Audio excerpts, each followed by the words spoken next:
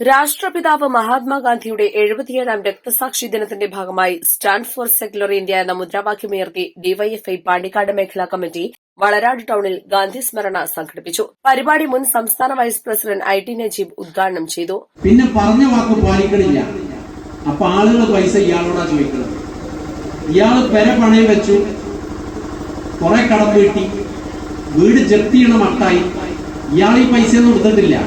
ഇയാളത് വാങ്ങിയത് കൊടുത്തു. അയാൾ ചെയ്തത് നല്ല പ്രവൃത്തിയല്ല, അതിന് കൂട്ടിക്കേണ്ട കാര്യമില്ല. എന്നാലും വാങ്ങി മറ്റേ ആളുകൾക്ക് കൊടുത്തു. അവരത് കുട്ടടിച്ചു. അവര് പൈസയും കൊടുത്തില്ല, വാക്കും പാലിച്ചില്ല. നാട്ടുകാർ ഇയാളോട് ചോദിച്ചു. ഇയാൾ നിർക്കക്കള്ളില്ലാതെ സ്വന്തം കുട്ടിക്കും വിഷം കൊടുത്ത് ഇയാളോട് വിളിച്ചു. ആരാ മരണത്തിന് ഉത്തരവാദി? കോൺഗ്രസിന്റെ നേതാക്കന്മാരാണ്. ഏതെങ്കിലും ഒരു പത്രം ഒന്നാം പേജിൽ വലിയ വാർത്തയൊക്കെ കൊടുത്ത് നിങ്ങൾ കണ്ടിട്ടുണ്ടോ? ഇല്ല. അവിടെ ഈ അച്ഛനും മകനും മരിക്കാൻ കാരണക്കാർ വയനാട് ജില്ലയിലെ തലമൂത്ത കോൺഗ്രസുകാരും ഈ മരണപ്പെട്ട പാവം മനുഷ്യൻ കെ സുധാകരനും വി ഡി സതീശനും ആ വിവരം കൊടുത്തിട്ടും അതിലിടപെടാത്തവർ ആണ് എന്ന് പറയാൻ പത്രങ്ങളൊന്നും തയ്യാറായി. സ്റ്റാൻഡ് ഫോർ സെക്യുലർ ഇന്ത്യ എന്ന മുദ്രാവാക്യമുയർത്തിക്കൊണ്ട് ജില്ലയിലെ 200ഓളം മേഖലാ കേന്ദ്രങ്ങളിൽ നടന്ന പരിപാടിയിൽ ആയിരക്കണക്കിന് യുവജനങ്ങളും പൊതുജനങ്ങളും പങ്കാളികളായി. ഇന്ത്യയുടെ സെക്യുലർ മൂല്യങ്ങളെ തകർക്കുന്ന വർഗീയ ഫാസിസ്റ്റ് ശക്തികൾക്കെതിരെയുള്ള ശക്തമായ പ്രതിഷേധമായി ഓരോ ഗാന്ധി സ്മരണയും മാറി.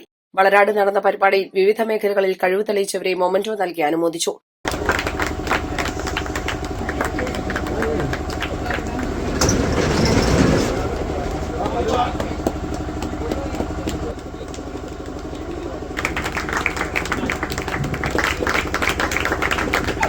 ഡിസ്കസ് ത്രോ, ജാവലിൻ ത്രോ എല്ലാ ഇനത്തിലും ഫസ്റ്റ് ആയിരുന്നു.